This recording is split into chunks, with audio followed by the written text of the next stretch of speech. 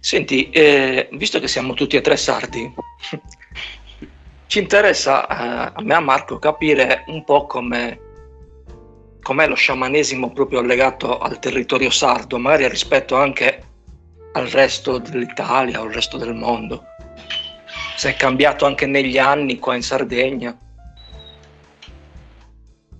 Allora, dello sciamanesimo in Sardegna a livello vivo è rimasto poco. Sicuramente ci sono ancora dei clan antichi che lo praticano. Eh, Ne parla abbastanza Luigi Muscas. Io consiglio a tutti di andare a vedere le stelle che io le chiamo le stelle che camminano da Luigi Muscas.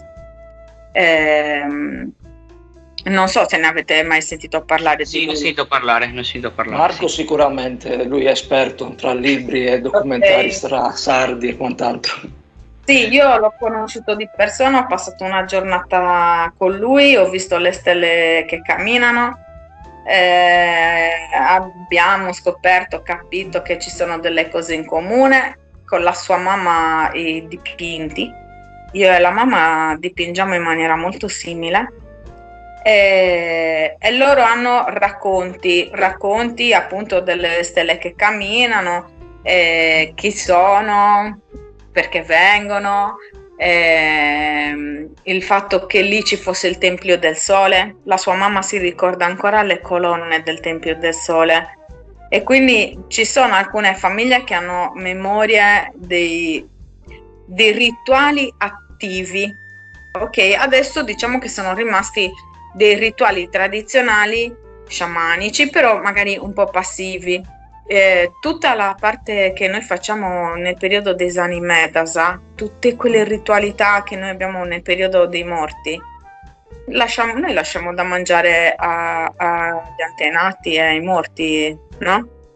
Si usa Sì, quando si sì, lascia sì. col bicchiere di vino, quando si racconta nell'oristanese, non so se anche dalle vostre parti, Maria Pintaora, che Me la prende altri ricordo adesso, ma l'avevo letto qualcosa.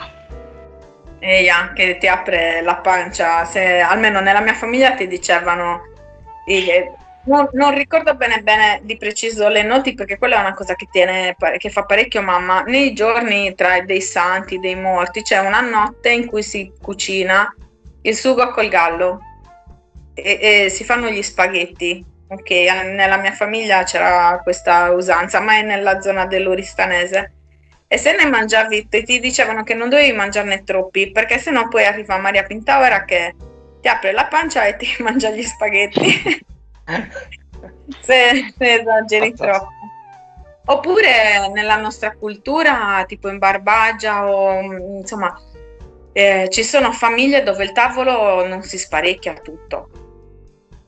Se sono ancora le famiglie legate alle tradizioni, lasciano il pane e il formaggio sul tavolo e qualcuno dice poesani, masa, quelli che si sono un po' catolicizzati ti dicono è per gli angeli, però esistono tante famiglie che magari possono avere, che ne so, adesso le mamme, le nonne sui 90-80 anni, che tuttora lo fanno. Io un giorno ero in Barbagia, non ero abituata a questa cosa, faccio per portare via il pane e il formaggio dal tavolo, dopo che si era sparecchiato, mi guarda zia Annetta e mi fa e te, non tu lasci da papà Los Angeles? Cos'è? Non gli lasci da mangiare, non lasci da mangiare per gli angeli? Io l'ho guardata che mi ricordavo di queste usanze e gli ho detto ah, sì, sì, glielo lascio da mangiare. Quindi sono rimaste un po' passive, però ci sono diverse usanze nostre, molte nel periodo dei Isani Medasa, che cosa è? Fa parte di quei rituali antichi. Qual è la simbologia dei Isani Medasa? È che, almeno nel mio territorio, io preparo da mangiare, cioè preparo Sajived, il contenitore con le caramelle, il pane, le monetine, insomma, quando la gente bussa e chiede mi das faisani medasa, tu dai, ma a me è stato insegnato che quel dare e sono preghiere per i miei antenati e le mie antenate. Cioè io faccio delle scivette stracolme di roba. È una sorta di Halloween più profondo e arcano dell'Halloween commerciale che ci viene spacciato come festa americana. Sì, poi in Sardegna ci sono un sacco di sfaccettature a seconda dei paesi, anche come nomi, perché in certi posti si chiama Surgatorio, adesso non mi vengono in mente tutti i nomi, e hanno anche sfumature diverse di orari. Al mio paese si fa tipo di mattina presto, i bambini girano di mattina presto. Un tempo erano i poveri anche che giravano, e per esempio a me è capitato al mio paese d'estate, un giorno stavo camminando con i miei figli e sento chiamare signora, signora da un balcone. Mi giro un balcone in alto e c'era questa signora anziana, e gli ho detto mi dica, e mi fa in sardo, mi dice posso fare esami medasa per mio marito ai suoi figli? Ed era estate, però mi stava chiedendo di poter mandare delle preghiere al marito, no? Perché le metto, posso fare esami medasa ai suoi figli per mio marito? Gli ho detto di sì e ci ha lanciato 2 banane. Sì, poi non so, altro non mi viene in mente, però tutte queste cose, oppure a volte, per esempio, è un gesto sciamanico lanciare le monete nelle fontane per il desiderio. Agli spiriti dell'acqua piacciono le monetine, soprattutto dorate, no? Ed è rimasto, lancia la monetina e esprime il desiderio. Cioè, se fossimo in una cultura sciamanica, fai dei doni allo spirito dell'acqua, sì, e chiedi. Poi, se posso aprire una parentesi sul contatto con gli spiriti e il chiedere, io insegno tanto cioè che non dai per chiedere, dai. Cioè, nel senso, offri alla montagna, all'albero, allo spirito dell'acqua, offri così, io dico a volte senza contegno, no? Offri, cioè loro sono la natura, sono l'aria che respiriamo, la terra che ci dà da mangiare, gli alberi che ci danno l'aria, loro ci offrono continuamente. Io dico sempre, quando vi capita offrite agli alberi, offrite a madre terra, però anche quello è un gesto che viene dallo sciamanesimo, il lancio della moneta e del desiderio, per esempio. E questo non ci avrei mai pensato, pensavo, ma chissà quale scaramanzia strana. Quindi lo sciamanesimo si è evoluto nel tempo e comunque si è trasformato in base all'epoca, in base ai posti, in base alle zone geografiche un po', però ci sono delle cose comuni come queste delle monetine che sono rimaste più o meno le stesse, anche se poi abbiamo perso la parte spirituale in un certo senso. C'è rimasta solo la parte, come si dice, di superstizione quasi. Perché poi tutti non credono a niente, però dopo li vedi che esprimono i desideri con le stelle cadenti, li vedi che esprimono i desideri buttando la monetina, e quindi in realtà hanno solo perso la parte che poi rendeva magari quella cosa anche reale ed efficace. Sì, è rimasta come la favolina, ok? Cioè sì. La favolina lancia la moneta, esprime il desiderio, ma c'è stato un lavoro profondo dietro, cioè ci sono stati quasi 2000 anni di inquisizione, cioè, sì. C'è molto, perché il paganesimo, il contatto col mondo degli spiriti, già dagli antichi romani, quando gli imperatori scelsero di essere cristiani, cominciarono insomma le prime chiusure rispetto a una certa visione del mondo energetico.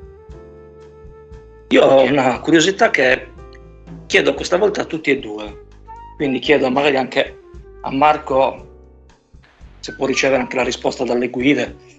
Quando vengono fatti o rituali o comunque al di là dei rituali, ci sono queste offerte fatte al mondo degli spiriti, che siano essi parenti, defunti, alberi e quant'altro, a livello energetico succede veramente qualcosa? Cioè l'offerta viene ricevuta a livello energetico in qualche modo? È come se mandasse energia di amore, a me questo viene da dirti. è un modo per tenere vivo il ricordo, come al posto di dire parole sterili stai facendo un gesto dove mandi energia vitale, tra virgolette, se così si può definire l'energia del cibo, ma penso che sia un modo giusto per chiamarla. E quell'energia vitale è amore alla fine. Poi si deteriora, certo, noi vediamo la parte fisica, però quell'energia lì nulla si perde, nulla si distrugge, ma tutto si trasforma e arriva. È un modo per tenere vivo l'amore, che questo mi viene a dirti, ecco. Sì. Posso completarti, Marco? Certo, volentieri, senz'altro. Assolutamente, quello è la base, l'amore. Cioè, ci mancherebbe, no, che doni agli spiriti senza amore. Lo fai, è come se mi fai dei regali alla gente e non te ne frega niente. Cioè, commercialmente siamo abituati anche a questo, però diciamo che il rapporto è diverso. Per esempio Nadia a noi ci ha insegnato che sì, c'è il dono fatto con amore, per esempio lo zucchero e la dolcezza. Ecco. Per cui doni lo zucchero o il miele e la dolcezza, e poi per esempio il riso e altre cose, lenticchie, insomma, cos'è? Sono abbondanza. Poi ci sono cose che sono preferite ai vari spiriti. Allo spirito della terra, se vi piace ve lo racconto, vi dico. Sì, certo. Sì. Allo spirito della terra, almeno vi sto parlando della cultura di Nadia, Buriata, della Mongolia, così. A madre terra si donano di più latticini, latte, yogurt, burro, grassi, cose di questo tipo. Agli spiriti e a tutti i suoi spiriti, per cui delle montagne, degli alberi, delle direzioni rispetto alle strade, agli spiriti del cielo. Poi lei ha fatto una specie di accordo con gli spiriti italiani, perché lei veniva spesso in Italia, gli ha chiesto se gli andava bene che lei gli offrisse certe cose, perché loro non capivano, cioè che sta facendo questa, perché ci sta dando questo, capisci? E quindi lei ci ha raccontato che ha trovato un dialogo, e quindi agli spiriti del cielo il tè, le tisane, la grappa, perché sono cose liquide, non so, vengono prese e percepite meglio dagli spiriti del cielo, dei venti, cose di questo tipo. Poi addirittura rispetto al calendario del Menghi, di cui io faccio la lettura, che è una specie di oroscopo che viene sempre da quella tradizione, a seconda della tua vibrazione di nascita ci sono delle sostanze che decodificano meglio il tuo sentire verso gli spiriti. Ci sono le persone che fanno le offerte, però lì uno dovrebbe sapere come si fanno le offerte proprio nelle cerimonie, per esempio con gli alcolici, oppure col burro, oppure con le tisane. Però sì, la parte materiale resta alla parte materiale, no? E la parte energetico-spirituale, come diceva Marco, va alla parte energetico-spirituale. E così, e poi si pensa e si spera, Marco ha sempre fatto la base è l'amore. L'amore volete. Sì, sicuramente qualsiasi dono, magari a seconda del prodotto, che porta con sé una sua frequenza, poi c'è anche l'intenzione che viene aggiunta in quell'atto, e quindi si carica gesto il prodotto di quell'intenzione lì e produce un effetto anche a livello energetico. Assolutamente. Sì, questo mi fa pensare che noi nella nostra società siamo sempre messi lì a prendere, vogliamo sempre al limite dare, ma sempre a qualcuno per avere qualcosa in cambio, oppure a familiari, perché per noi sono gli unici nostri parenti, diciamo, e non si pensa mai invece proprio a questo, di dare, non per ricevere, ma dare così per ringraziare anche perché si sta respirando, semplicemente, magari. E nulla, mi ha fatto riflettere, l'ho detto. Senti, a me interessa particolarmente la parte di comunicazione con il mondo degli spiriti.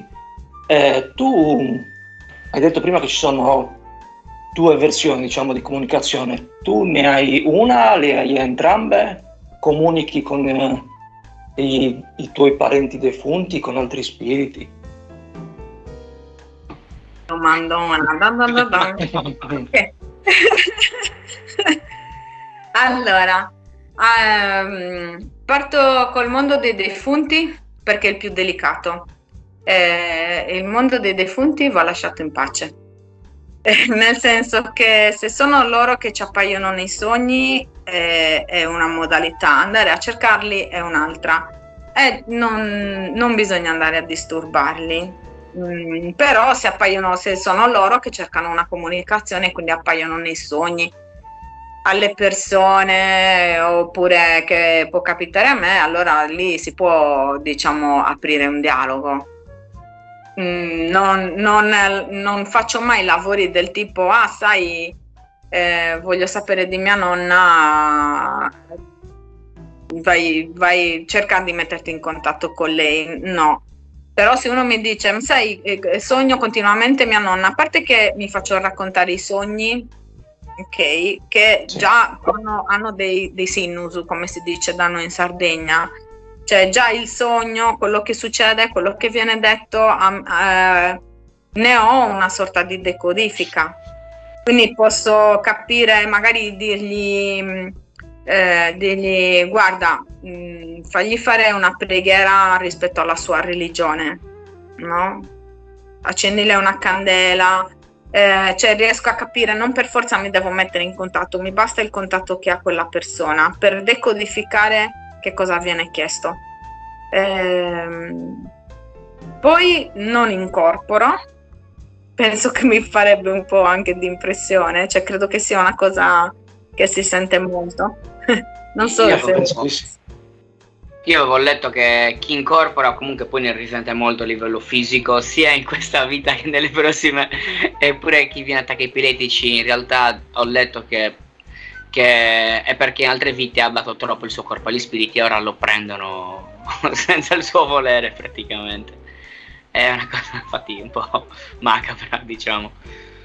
L'attacco epiletico, anche da quello che so io e per un paio di esperienze che ho avuto con altre persone, sì, è quando una parte grossa dell'anima si stacca, proprio qualcosa di grosso. C'era un bimbo che soffriva di attacchi epiletici e ogni volta che gli venivano lui sognava, cioè mentre aveva l'attacco epiletico lui ti raccontava che era col suo nonno morto che si tenevano per mano e il nonno lo tirava verso il cielo.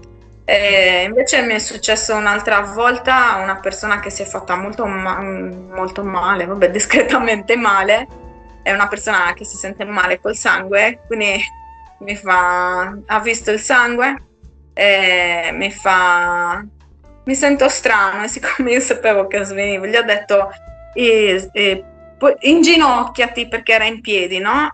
Inginocchiati, mettiti a terra, ma non ha fatto a tempo, quindi è crollata al suolo e gli è venuta una crisi epilettica. Ma io mentre dovevo cercare le cose per fermare l'emorragia, e quindi è come se ho sbom nel pavimento, ho detto no, mi sono affacciata e c'era il sangue che usciva, io che dovevo cercare le garze, allora proprio arrabbiata, con la voce, non arrabbiata veramente, ma con una voce di comando, gli ho urlato. Devo dire una parolaccia, però per farvi capire cosa gli ho detto. Dove cazzo stai andando? Torna qui! Perché era tutto inscatolato, non sapevo dove avrei trovato le cose per bendargli la mano che sanguinava. Quindi gli ho urlato: dove cazzo stai andando? Torna qui! Così proprio a ordine. Quando lui si è svegliato mi ha detto che mi ha sentita, perché lui era proprio con la crisi epiletica, mi ha detto che mi ha sentita e che dal momento che mi ha sentita si è risentito di nuovo. Che prima non si sentiva e poi si è risentito. Io ho tentato, sai, la cosa più strana, cioè mi sono ricordata questa cosa che conoscevo dello sciamanesimo, allora gli ho urlato quella cosa perché io avevo da scegliere. Comunque quando uno ha un attacco epiletico lo devi lasciare lì e controllare che non si morda la lingua, insomma, solo però deve fare il suo corso. Solo che io non potevo stare con lui perché avevo da cercare cose per fasciargli la mano che sanguinava tanto. E quindi insomma gli ho tirato quell'urlo così. Aspetta, fatemi ritornare che sono partita col mondo il contatto col mondo degli spiriti. Sì. Non incorporo, anche a me mi fa un po' di impressione, credo, insomma. Credo che poi ti senti qualcosa di diverso dentro. Poi ovviamente quando uno ha quel dono, perché torniamo lì, quando io dico le persone hanno anche la prestanza fisica dei loro doni, a volte. Cioè è inutile farsi attivare doni che non fanno parte di te, anche perché cioè, le persone devono avere la dignità, una felice dignità del motivo per cui si sono incarnati, che sia per fare il fioraio, che sia per fare lo sciamano, che sia per fare il cuoco o la mamma. Cioè la bellezza è fare al meglio quello che sei venuta a fare. E quindi secondo me chi magari è portato a incorporare probabilmente ha una prestanza fisica diversa dalla mia, fisico-energetica intendo, no? Certo, Quindi certo.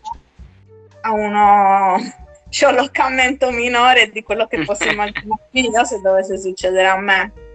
E il mio contatto è un po' più, diciamo, nel mondo di sogno, attraverso meditazioni, viaggi sciamanici che spiego alla gente, sono come un po' una sorta di meditazioni che vanno comunque sempre fatti. Io mo accendo la mia severità, Marco, cioè in protezione, in attenzione, ambienti disinfettati a livello energetico, e quindi attraverso quello che è un mondo dell'immagine. E quindi dico delle sorte di meditazioni oppure in sogno.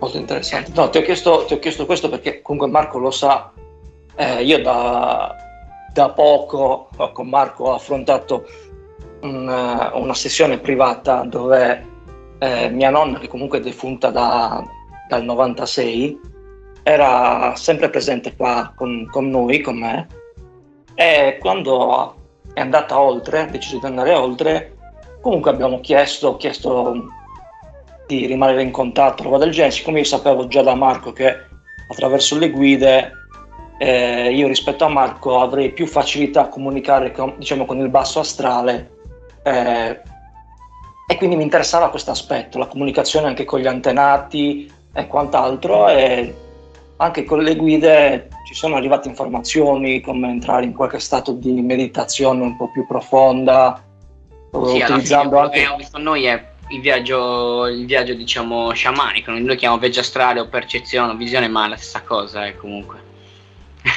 Sì, quindi... Ti ho interrotto, Marco, scusami. No, non ti preoccupare. E quindi c'era questo tentativo di comunicazione anche con il richiamo con uno strumento musicale che nel mio caso era l'ocarina, in chiave di sol con alcune note particolari, quindi mi interessava capire, perché io allo stato attuale non riesco ad avere questa comunicazione facilitata con, diciamo, i defunti, anche se le guide mi hanno detto che volendo riuscirei a farlo molto più facilmente, però io ancora allo stato attuale questo livello di comunicazione non ce l'ho, quindi mi interessava capire questo aspetto. Diciamo che quello che hanno detto a lui praticamente è che gli potrebbe essere facilitato da appunto uno strumento musicale come l'ocarina, riuscire cioè dalla musica a comunicare poi con appunto questi disincarnati nel caso che abbiano bisogno. Sì, anche perché mi è capitato di recente, se non sbaglio era qualche mese fa, durante una notte stavo sognando, ho fatto un sogno strano che mi sono reso conto che non era un sogno che mi apparteneva. Quando ne ho parlato la mattina dopo con Marco, c'era un disincarnato che stava cercando di comunicare con me, si era accorto girovagando qua nella città di Cagliari di questo aspetto mio un po' luminoso, e quindi è stato attratto. Io ho visto il sogno, però lui voleva parlare con me, ma io non riuscivo a interpretare quello che lui ci voleva raccontare. Abbiamo fatto poi una sessione con Marco investigativa e prima di iniziare la sessione lui è venuto, si è presentato là in sessione e ha voluto raccontare come era morto, semplicemente quello. Però io gli ho detto, mi sono scusato, io non riuscivo a interpretare quello che lui voleva comunicare, quindi grazie all'aiuto di Marco e delle guide l'abbiamo fatto. Lui poi ci ha ringraziato e ci ha salutato e se n'è andato. Ok, ho capito. Ci può stare che tu abbia uno di quei doni dai 1000 nomi, che ora io ne uso uno, che è l'accompagnatore. Magari tu sei un accompagnatore, devi trovare solo la tua via per sviluppare come fare, gli strumenti per sviluppare come fare. E magari questa, come dici te, stavo passando chissà dove, lui mi ha riconosciuto che sono un accompagnatore, peccato che io non lo so, no? Io quando ho scoperto di essere un'accompagnatrice dico sempre ho smaltito la fila, cioè avevo una fila allucinante, perché loro lo sapevano ma io no, e non avevo tecnica, non avevo niente. Poi un po' parlando delle nostre tradizioni con la mia famiglia, mia mamma, così un po' con la scuola di Harner ho imparato delle tecniche, adesso ne ho, cioè dopo 20 anni piano piano, no, ne ho acquisito altre mie arrivate dalle guide e tutto, quindi insomma è tutto un po' più sciolto. Te pensa che una mia cara amica, io ho diverse, poi in Sardegna, ma non è in Sardegna, secondo me in Sardegna se ne parla più tranquillamente, c'è tanta gente in realtà con sfumature di doni, ok? Secondo me c'è meno castramento da piccoli e c'è molta più possibilità di parlarne. Sì, vi racconto questo.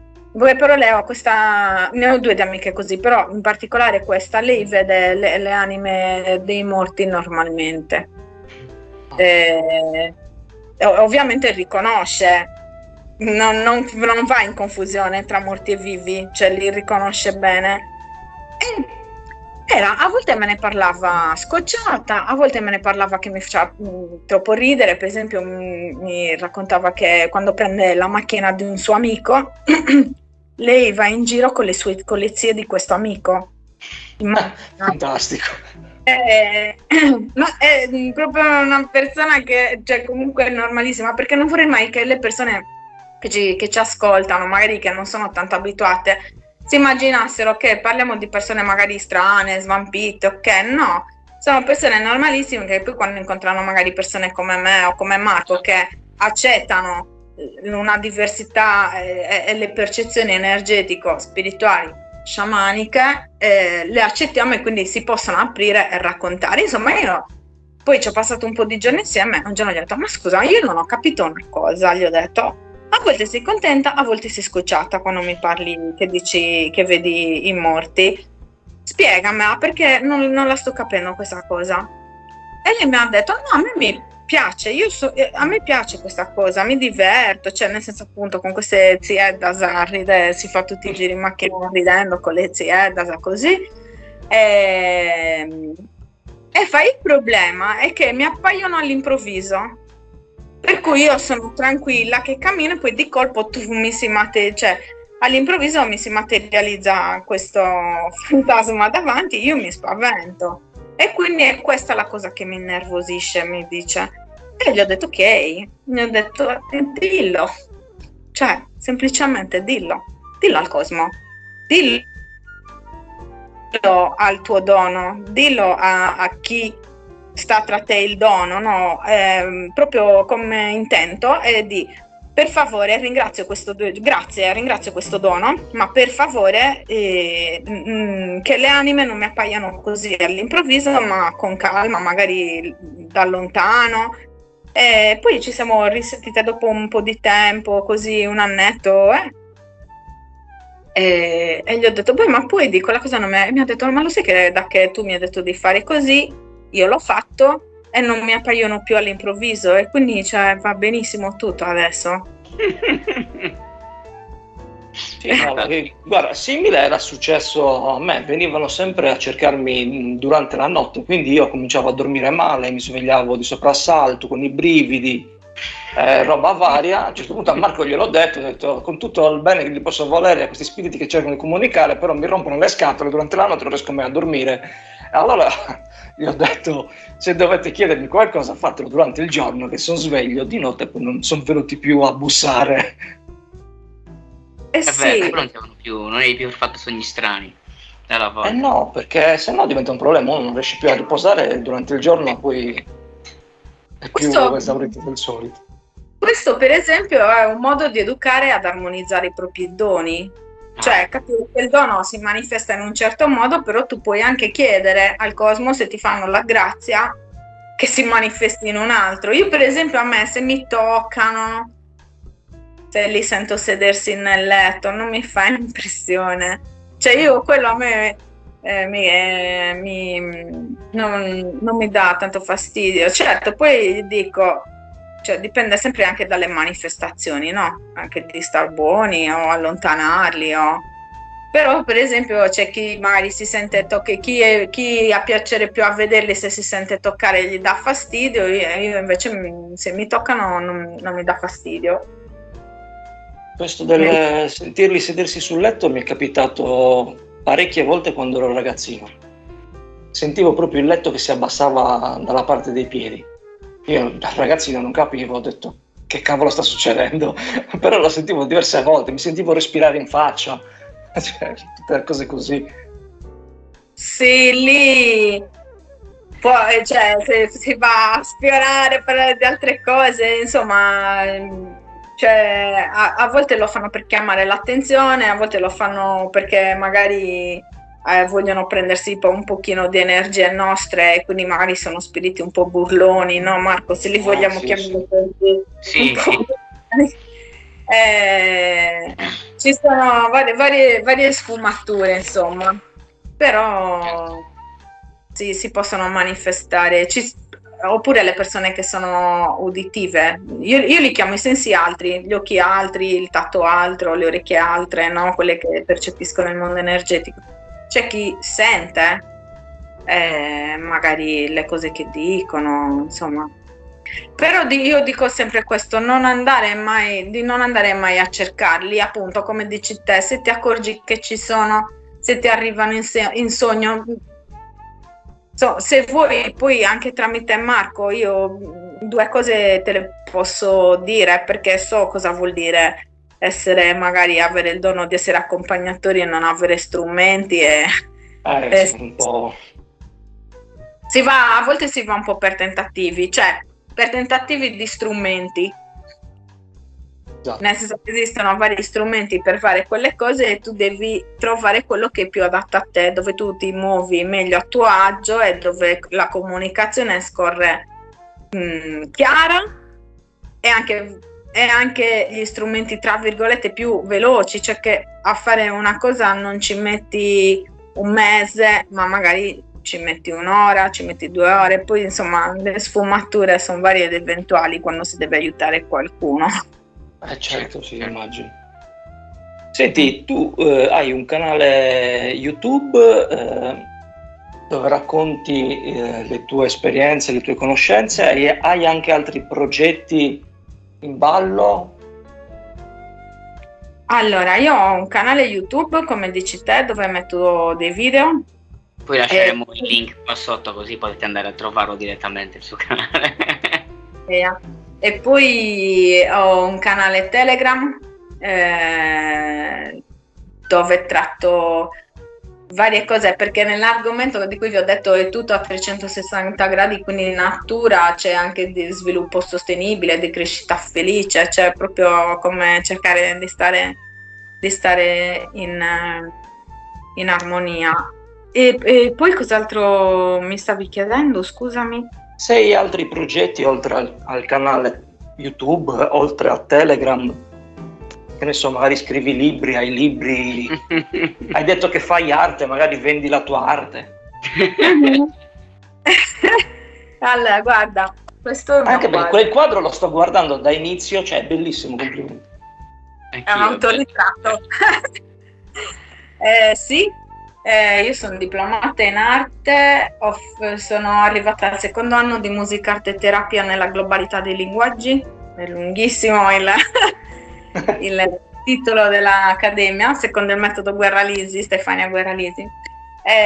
Sì, dipingo, ho creato un metodo mio di pittura dove L'acqua per i colori è acqua vibrazionale, dove abbino al significato del quadro le pietre che possono avere la vibrazione per far percepire meglio il quadro. E quindi uso l'acqua di gemme di quelle pietre, e poi gli abbino degli odori degli oli essenziali che possono sempre aiutare a comunicare il significato del quadro. Il profumo degli oli essenziali ovviamente dopo un po' di giorni si perde. Poi ho una scuola che si chiama, un percorso scuola che si chiama Come la Fenice, dura più o meno 8-9 mesi, dove aiuto le persone a ricontattare la propria anima, il proprio sé, il motivo per cui l'anima ha scelto di incarnarsi, come svilupparlo al meglio e quali sono i propri talenti e i propri doni, non solo doni a livello sciamanico, no? Cioè proprio in cosa sono portato. Cioè, faccio tutto il lavoro col genogramma, i sogni di quando si era bambini, perché quando eravamo bambini era più genuino il rapporto con l'anima, tra mente, cuore e anima. E quindi insomma si fa tutto questo lavoro. E poi faccio corsi e seminari. Quindi per chi sta qua in Sardegna e ti vuole incontrare personalmente, ti può contattare, seguire i tuoi seminari? Sì. Lo contatto tramite Instagram, per dire. Sì, poi anche dopo i video magari può trovare il numero di telefono. Ah, bravo, poi c'è Instagram dove mi diverto a fare ogni tanto le dirette incontrollate, le chiamo io. Che io dico sempre, non sono una segretaria, no? Sono una che sta connessa, quindi quando mi arriva quando la musa mi racconta qualcosa, io prendo e faccio la diretta, no? Non riesco a dire, ci ho provato tante tutti i mercoledì mattina, non gli trovo un senso a far così, se no sono più una segretaria, no? E invece è ispirazione. Quando mi arriva libero. Oh, meda. Senti, ti abbiamo rubato anche abbastanza tempo, noi ti ringraziamo per la tua disponibilità. È stato un piacere, grazie mille. Qualora avessi voglia di raccontare qualcosa che ti interessa raccontare anche a questo pubblico, noi siamo disponibili a darti voce. Sì, molto volentieri, a me fa piacere distribuire conoscenza. A parte che mi è sembrato veramente di essere in casa davanti a una tazza di tè a chiacchierare con voi, è stato bellissimo. Certo, poi mano a mano possiamo vedere di cosa abbiamo voglia di parlare, di mindfulness, di quello che vogliamo, insomma, io ci sono volentieri. Mi è sembrato una cosa molto carina, tipo salottino. Questo è quello che ci interessa. Marco sa che tra amici. Sì, cioè Marco è stato, ci siamo incontrati ed è stato un mio seminario, e hai visto che anche a me piace molto che si crei, cioè a me non è tanto che mi dicano che togo tutto quello che ho percepito oggi, non mi interessa, a me mi piace quando la gente va via e mi dice io mi sono sentita a casa. Sì. Esatto. Il pranzo quanto è durato? 2 ore quasi. Sì, cioè, sì. Il pranzo, quando il seminario dura tutta la giornata, cioè io lo dico sempre, non vi spaventate, ma il pranzo durerà tanto, perché dobbiamo fare amicizia, dobbiamo raccontarci, cioè, e cerco di farlo molto spesso, che le persone portino da mangiare, perché è bellissimo la persona che cucina per gli altri, insomma. E quindi mi è piaciuto molto, sì, perché mi sono sentita a casa in chiacchiere tra amici, grazie, è bellissimo, perché è anche il mio modo quando cerco di lavorare con le persone. Ma abbiamo alla fine lo stesso obiettivo, cioè dare alla gente informazioni utili per la loro crescita, per il loro risveglio, per la loro vita. Assolutamente. Va bene, allora Ti ringraziamo, alla Grazie prossima. mille. Alla prossima. Ciao ciao, bacioni a tutti. Ciao. Grazie.